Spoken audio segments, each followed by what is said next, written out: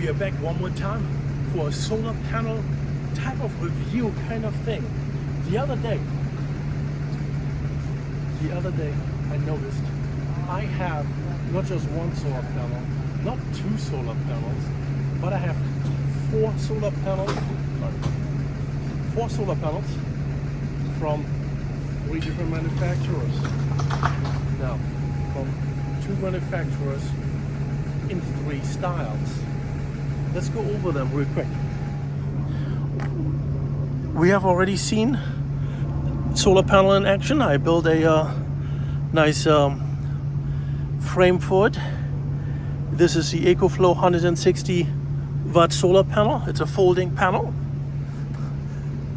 We also may have briefly seen, but not actually tried out, the AcoPower solar panel. That is a 50 or 60 watt solar panel. The AcoPower originally came with my portable fridge, my camping fridge. So it's designed to actually power the fridge. Additionally, we have a 175 watt flexible solar panel that is from Renogy. And here on the other side, we have another Renogy solar panel. This is a 200 watt rigid solar panel.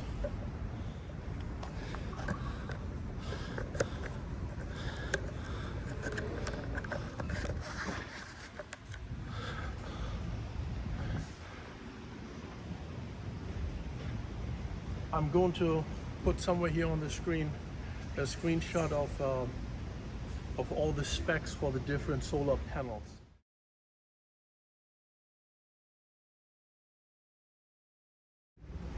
I'm going to be testing them with my EcoFlow Delta 1300. It's almost charged, but there's a little bit missing, 94%. So there's going to be some opportunity to put some extra power in. All of these solar panels come with MC4 connectors, and in order to plug it into my EcoFlow Delta, I'm going to be using the from EcoFlow supplied adapter cable MC4 to XT60. So this test is not a pure performance test. It is really more about, hey, how much power do I get at this moment out of it, right? You have seen the EcoFlow 160 watt panel in action already, but we're going to redo it because it's a cable already attached, just so we have a better baseline. 94%. So we're just going to lay the panel flat on the ground.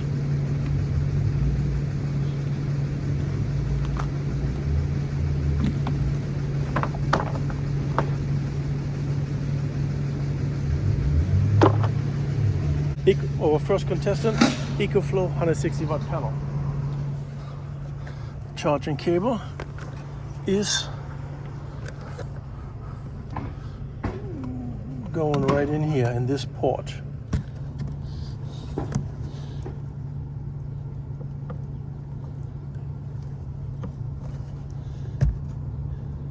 EcoFlow 160 watts.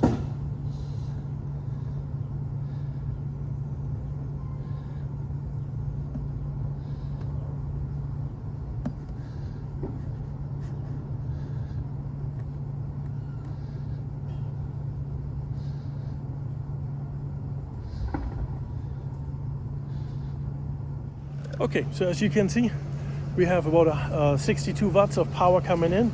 The panel laying flat on the ground, just like this. It's about 4 in the afternoon, so the sun is still somewhat high up in the sky.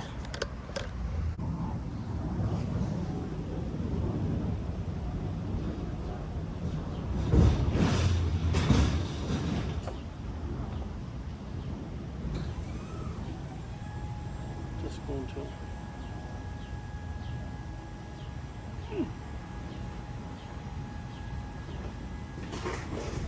just going to unplug this over here.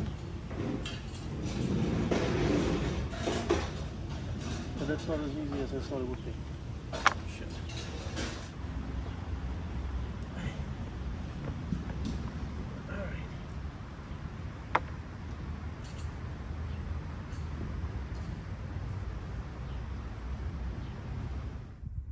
Hello my friends, this is 3 days later. To continue this video, I started off with my EcoFlow 160 watt panel, and the 160 watt panel is a good panel, and it comes with standard MC4 connectors. And in order to connect it to the EcoFlow Delta, EcoFlow provides us with a extension cable with the proper adapters. An XT60 that goes into the solar generator, and MC4 connectors to connect to the solar panel. Right? This allows us to connect this cable and the solar generator to pretty much any solar panel on the market, and that is good. And this is where the problem starts. So, after checking out the EcoFlow solar panel, I wanted to disconnect these to connect them to the next solar panel. And guess what happened? Right, you've got 3 guesses. Actually, no, just 1 guess. Guess what happened? Exactly. I couldn't get these connectors apart. Boy, was I frustrated. Just to show you the connectors a little bit more from close up, right? It's one for each wire. They have these little thingies there, one here and one here, and those hold the connector tightly in place. And this is awesome for any kind of vibrating environment, anything outdoors really. They're watertight, and you know, they can be exposed to wind, rain and snow. Just don't submerge them. It will probably work for a while, but it's not supposed to be. How do you get them apart? And then I remembered, I had bought so much solar installation equipment already. I believe I had a tool. This, my friends, is the tool. And I got more than one. I got tons of these. We have those 2 knobs here on the back. We got 2 more knobs over here. So what we're doing here is, right, these are connected, and I'm gonna take this, assume there's a cable attached over here, right, and then we just press it in, and it doesn't look very impressive, right, but it opens up. That is nice. That works so quickly.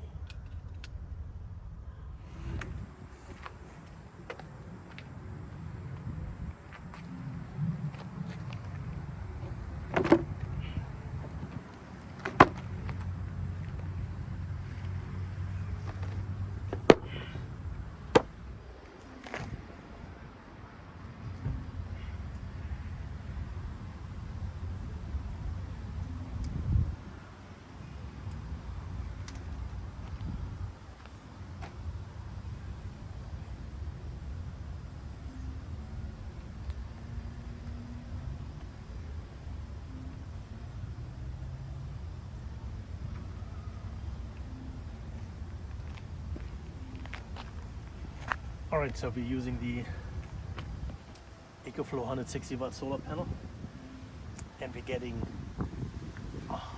40 watts. Wait, hold on, the sun is coming out a little.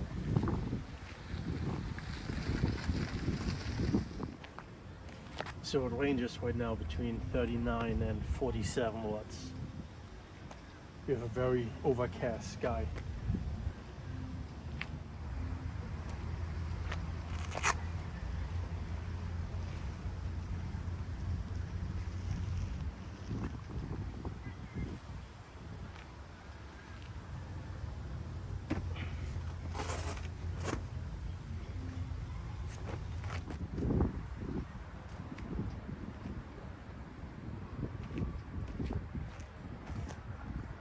Yeah, it's down to 33, 32 watts coming in out of 160 potential.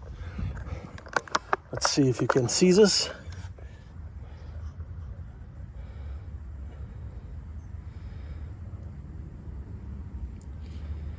$33, $34, $35.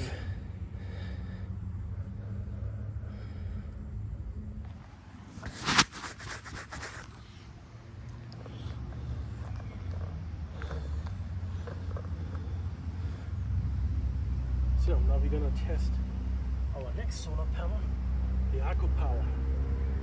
But first we gotta disconnect.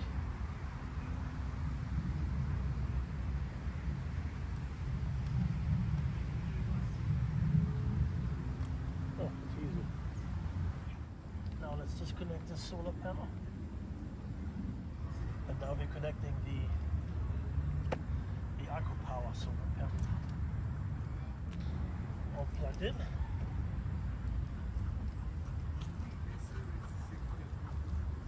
$19 Good angle. There we are. You see it? 19-20 watts coming in.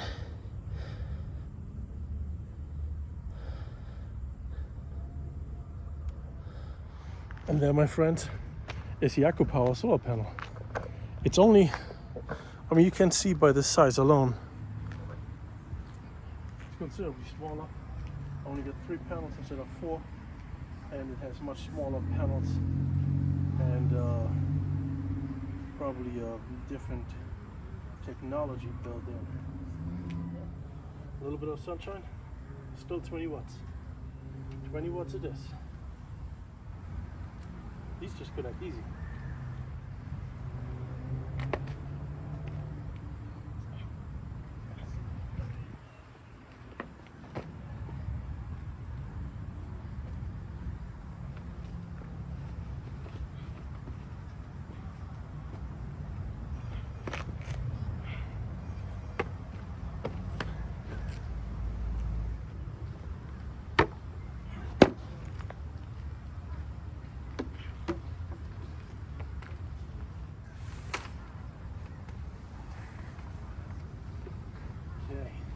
The next solar panel to test is this one. It's a Renogy solar panel rated at 175 watts, and it is flexible. It's supposed to do that, so you can install it on a curved surface. All right, let's plug it in. See what it does. That's not a fair comparison when the sun comes out. Okay, can you see that? 93, 94 watts. 95, 96.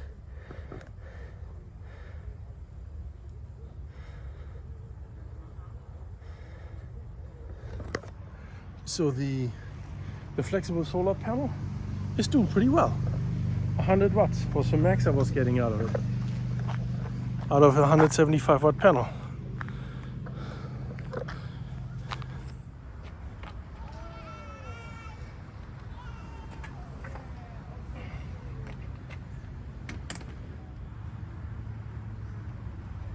Okay.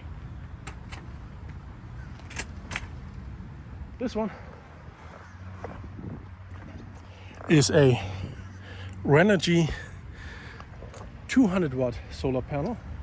It's a rigid model, as we can see from the aluminum frame all the way around. It's got a little charge controller over here. Here's some of the specs right on the back. 200 watts, 23 volts, 11 amps. So it tells you all the details you need to know. And the cable is right here. Now, since I'm not ready to install this, I'm not going to unzip tie the cable. What we're gonna do instead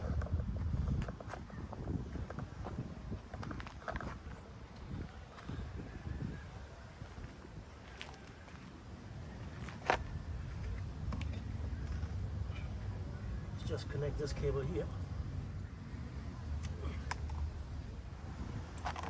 Here.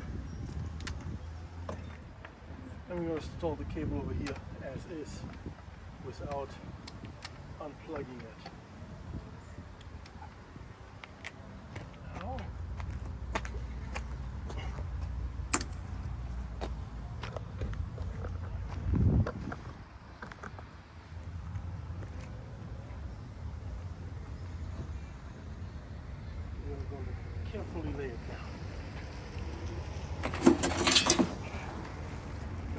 Okay, so it's got the sun, it's flat.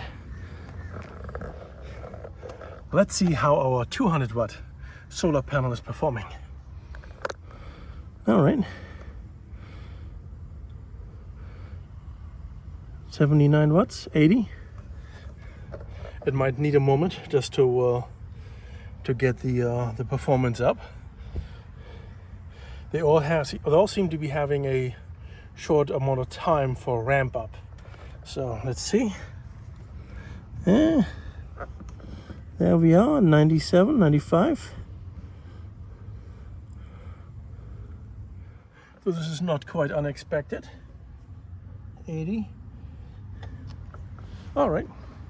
So now our test, and with varying degrees of sunshine, of course, right, and cloud cover, our flexible solar panel has actually performed best. We have gotten up to 100 watts out of it. The solid one, which is actually higher rated, got us 97 watts. The 160 watt panel got us 40 watts, and the 50 watt panel got us 20 watts.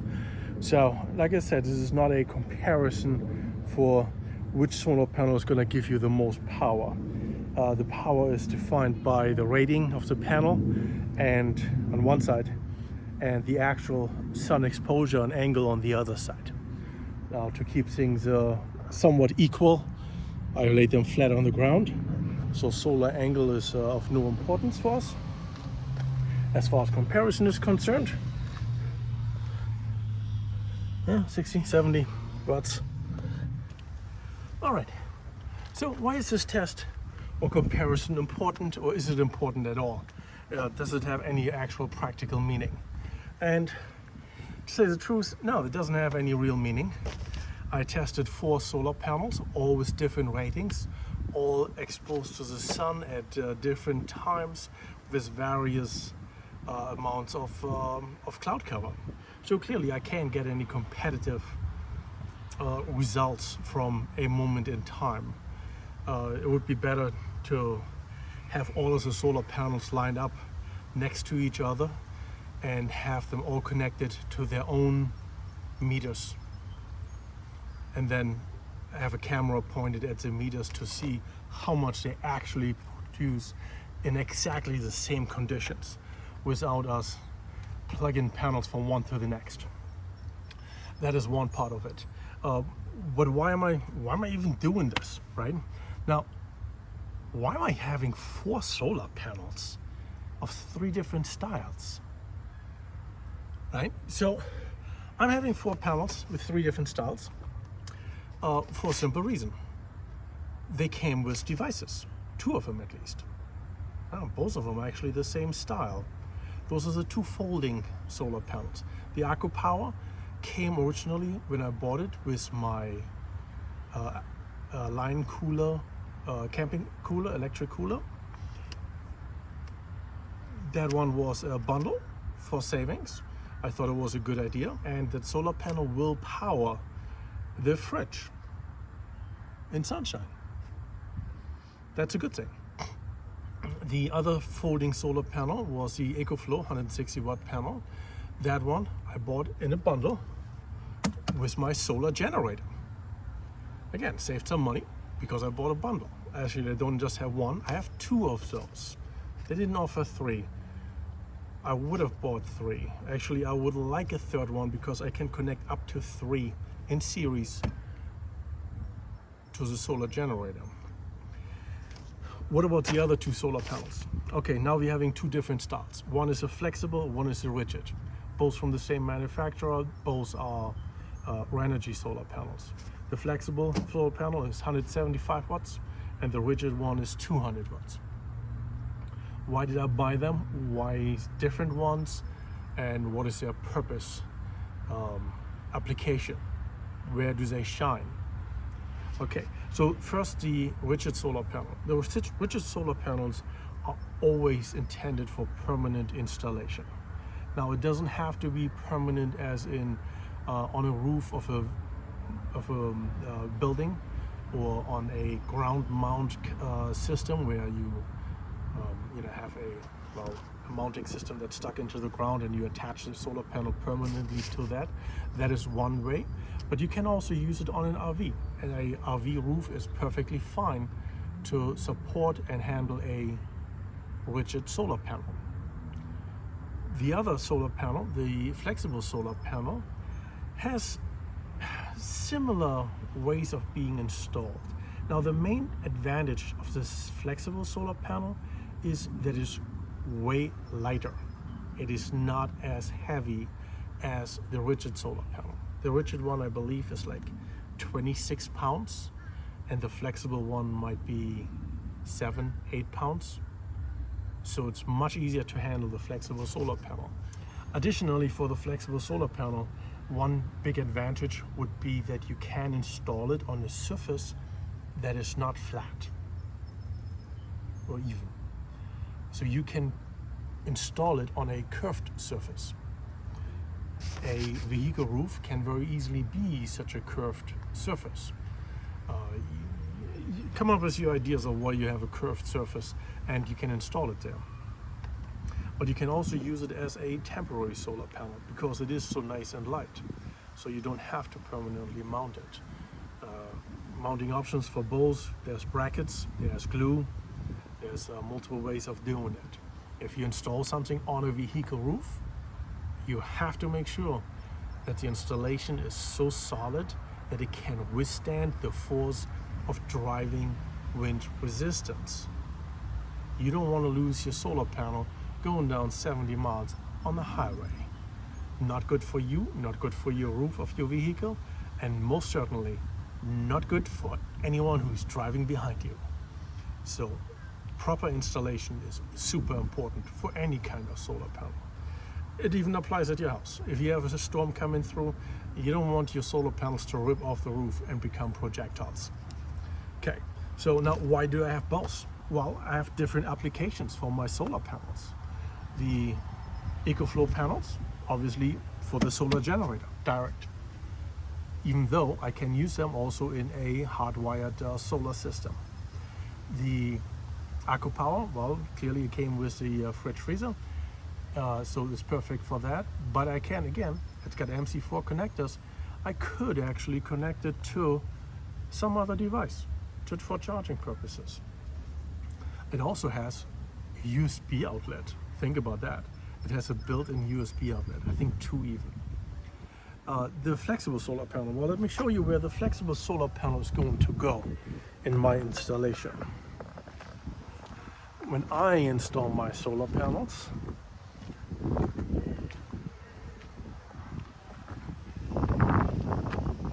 the flexible solar panel is going right over here.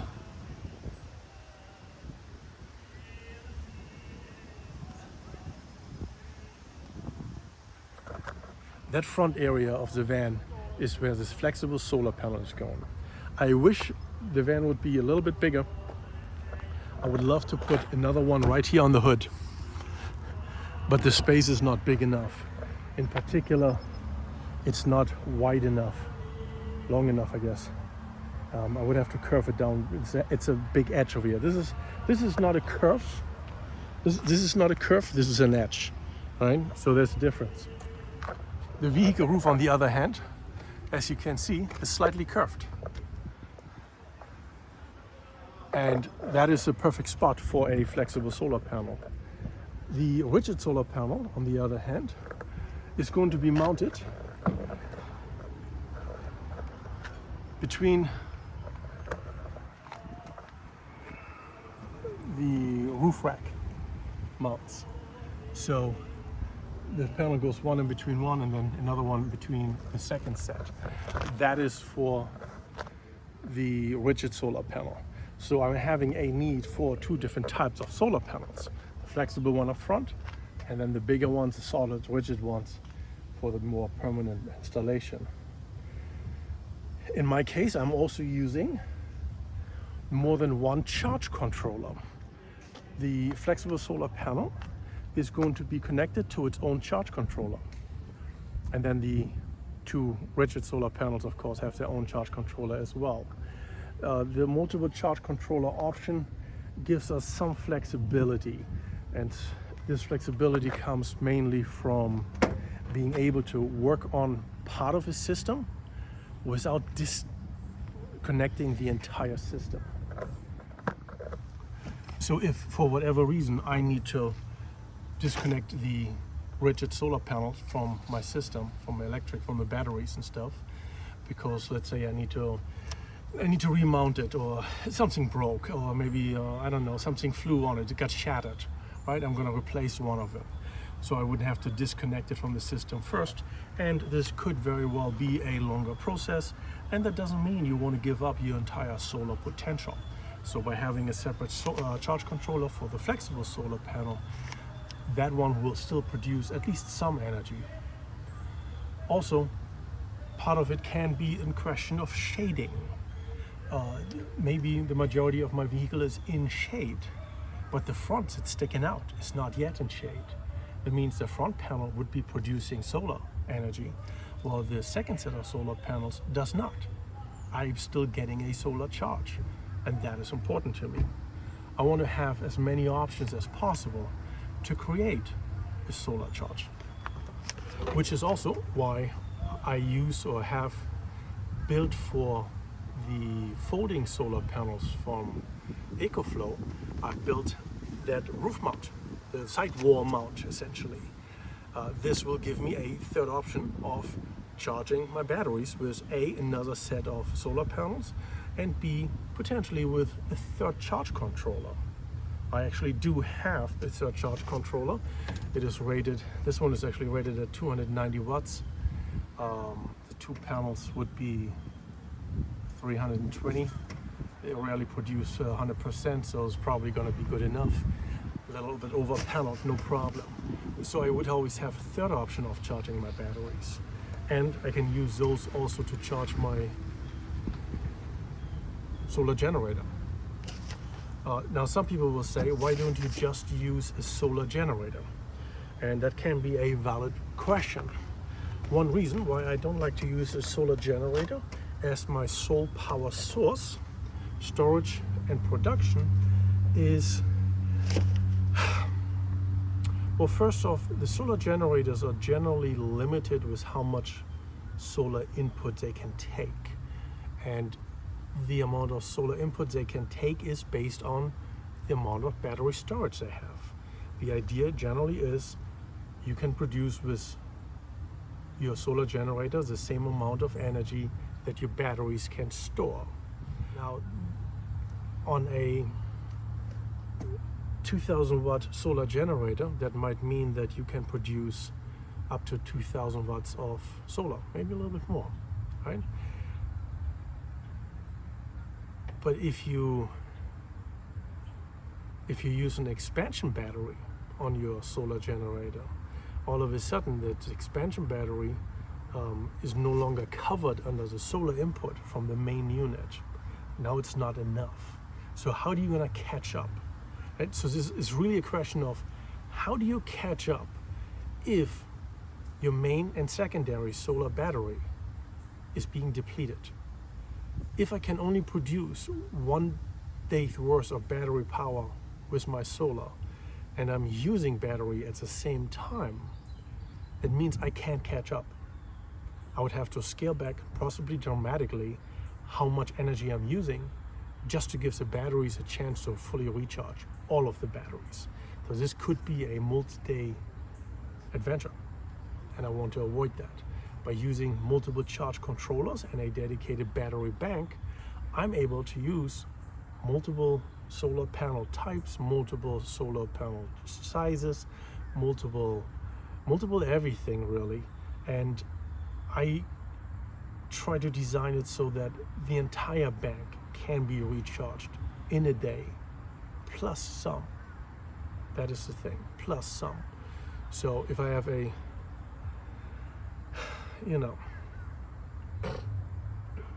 so you have more flexibility when you design your own system.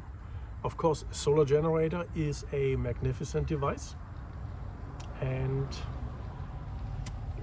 it's they work. It's plug and play. You're ready to go immediately.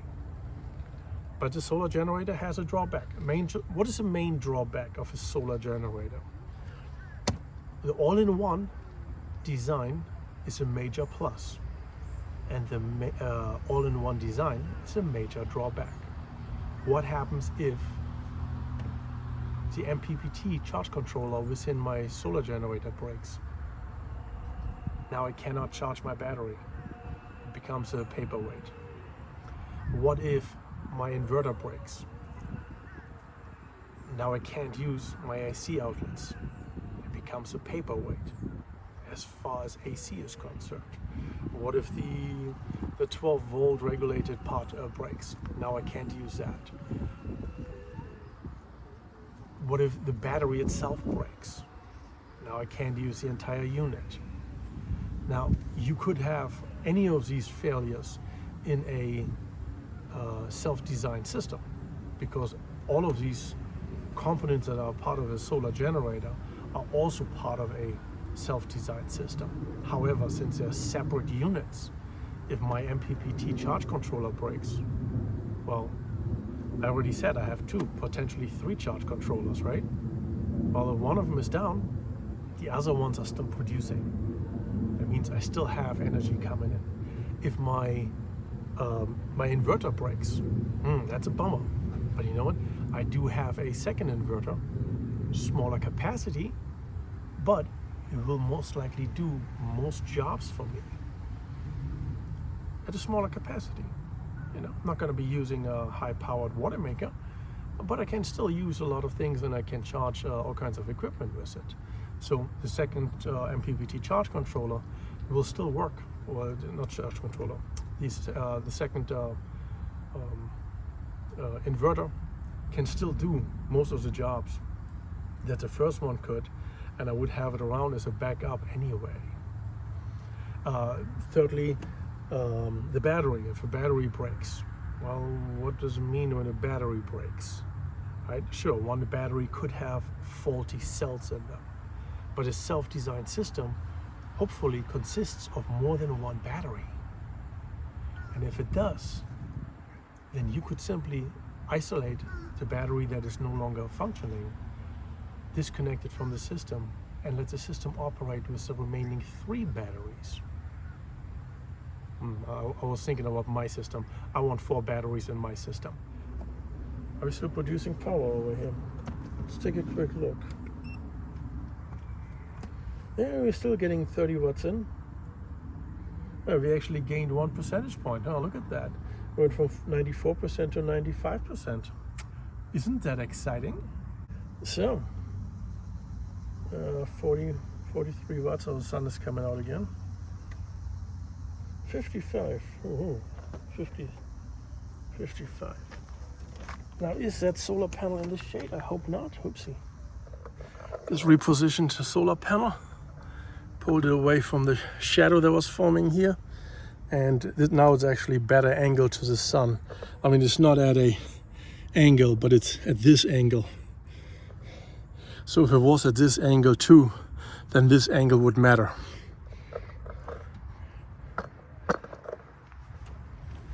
Hey, does it make sense? And are we producing more? 84, 85. Let me show you. Oopsie.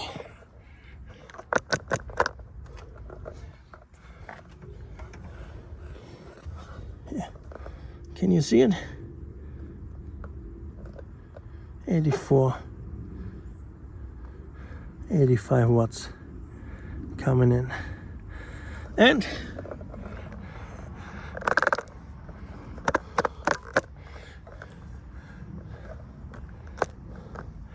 it's even at 96% now. So just testing, we just added 2 percentage points in our storage for the solar generator. I think that's pretty nice and neat. Do we have anything else to add? I don't think I have anything else to add right now. Okay, so I do have one thing to add. Now you remember we did our roof assembly for the solar panel, and it was based on this size grommet. That's a pretty big grommet. Let's take a look at the other solar panel here. Side by side, we can already tell this grommet is considerably smaller. And then if you look at the flexible solar panel,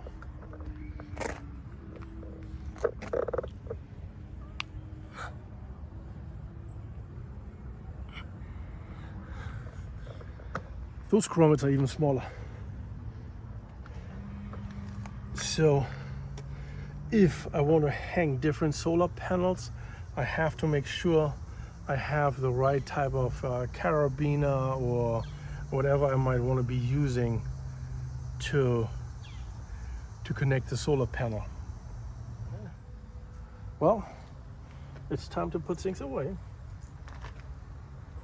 Oh, I wanted to show you this. So here we got the AcoPower solar panel, right? And here we get a nice little pouch where the cable is hidden. And inside of that pouch, here, you see that? A USB-A and a USB-C connector. Isn't that awesome? USB-C and USB-A. That means when the solar panel is producing power, you can use it to, well, to charge anything, really. These connectors usually have a chip built in that regulates the voltage that's coming out and the wattage that's coming out. And yeah, I think this is pretty fascinating. So if you just have that solar panel and your USB connector, you could probably charge your phone. Now, if that's not awesome, I don't know what is awesome. Yeah, now it's 28 watts. Cloud cover's out. One last question before we finish up. So my last question is, if I have these flexible solar panels that can easily be deployed and arranged in their configurations and all, why don't I go just with flexible or folding solar panels rather, the EcoFlow, right? Why don't I just go with those folding solar panels? And the main reason is you want to collect as much solar power as you possibly can. And a solar panel that you have to individually deploy when you're on location and when the weather is appropriate is not going to produce power when neither one of those conditions is met. So if you drive from point A to point B and the sun is coming out, you want to produce energy, and that is what a permanently installed solar panel is for. Your folding solar panel shouldn't be out on the vehicle when you're moving. You should be taking that down. It's not designed to be used on a moving vehicle. Also, it's not designed, even though it's waterproof, it's not designed to be exposed to the rain. It can get wet, quick shower or maybe sprinkler or something, don't worry about it, right? But it's not supposed to be out in the rain all the time like a permanently mounted solar panel. So let's imagine you go camping, right? So you come to your campground, maybe you get there late in the evening, sun is already down or mostly down, you go straight to bed. When you wake up at 10 in the morning, your permanently installed solar panel probably already created several hundred watts of power for you. Even like right now, right? How much are we getting? 43 watts. That is 43 watts having or not having. That is 43 watts per hour between the sun being actually available and you actually putting the solar panel out. Why give that away? That is free energy that you're wasting if you don't have a permanently installed solar panel. So same thing, let's say it's a really bad rain day, right? All of a sudden the rain stops, cloud cover clears, maybe just for a short period of time. But you have 200 or 400 watts of solar installed, maybe 600 watts. Imagine the cloud cover clears for half an hour and you have 600 watts of solar installed. and you're getting the full energy that your solar panels can produce. That means you could be generating 300 watts of solar in that half hour, but only because your solar panels were ready, right? They were just waiting for the sun. So on a rain day, it's a question of, are you gonna get those glimpses of sunshine to generate some energy, or are you gonna give up all energy? Because chances are you're not paying attention to the rain non-stop to see when the sun is there or not, or when it stops raining. Is an opportunity to put the solar panels out. Or do you want to stand in the rain? Yeah, you want to put them up, down, up, down, up, down? You don't want to do that. So for that reason, a permanently installed solar panel of the same wattage will always produce more power, because you're just getting more of the day to do what you came to do. And that's it. If you have any questions or comments, I'll be more than happy to address them in the comments. And otherwise, I'll see you in the next clip. Enjoy the journey. Peace out. But wait, there's one more thing. Oh, don't you hate it when I do that? Because I do that a lot. You might not see that in the video all the time, but I do that a lot.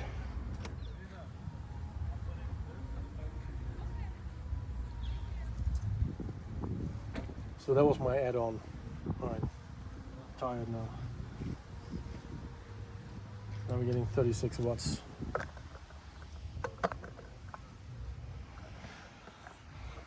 So I just put the solar panel up over here. I'm just standing it up instead of laying it down. Sun is probably a good 30-40 degrees. So it's still not ideal, but look at this.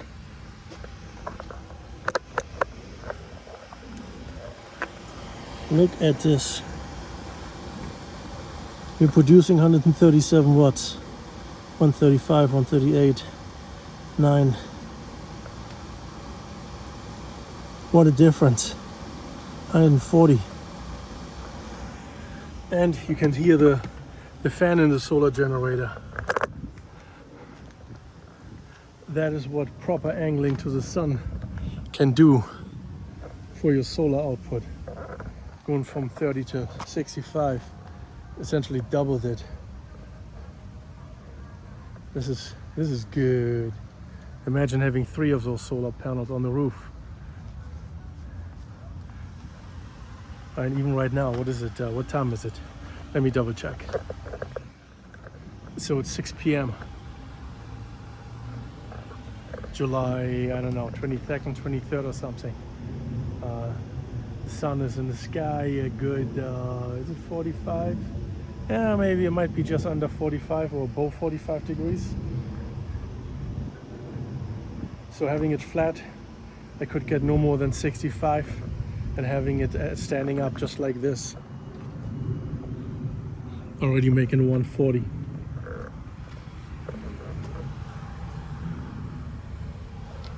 Now granted, I gotta be fair. If there's cloud cover, we would be getting this. All right, now we angled the solar panel quite a bit more, and before it was almost standing straight up. Let's take a look if that has any difference. Now that is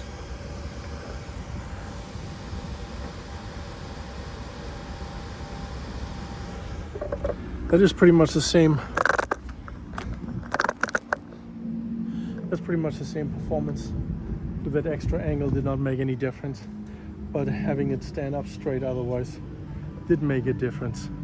So yeah, the angle for the solar panel to the sun matters.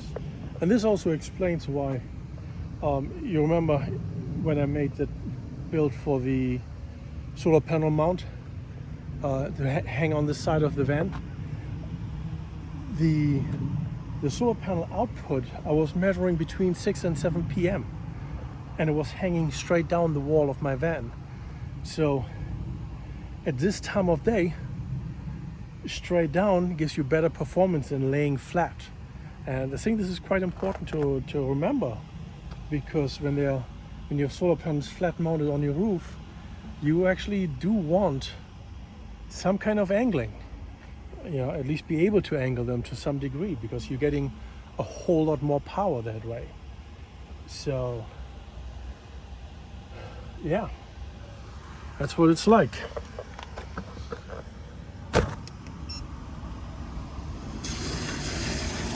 $144.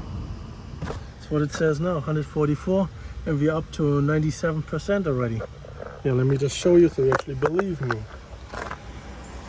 And okay, of course it went down to smaller wattage, but it is 97%. See, 143, 144. You saw, yes, you can see it. 145 even. Right, so just imagine at this time of day, one panel 140. You have 3 panels. That means you're making 420 watts. That powers your fridge. At this time in the day, you could even say it might even power your electric cooking equipment to cook dinner. It produces the energy that you're using. It might need a little bit extra time overall, but right, so you might use your energy in half an hour, and it might need an hour and a half or 2 hours to get it back. But even at this, even cooking at this time of day, 6 o'clock, you can produce 500 watts. It doesn't have to be high noon.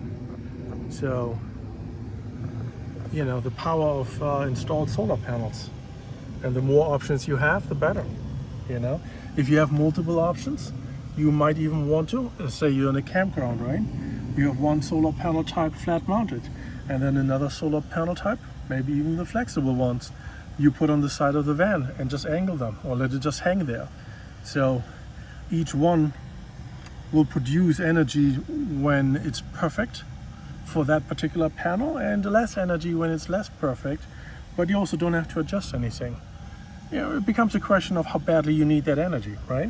If you feel like you need to totally recharge, you might want to pay more attention to adjustments throughout the day. But if you just want to live your life and enjoy the day, just by setting up 2 different sets of solar panels in different orientations, and for this you do need separate charge controllers, right? You might be able to capture way more than set and forget.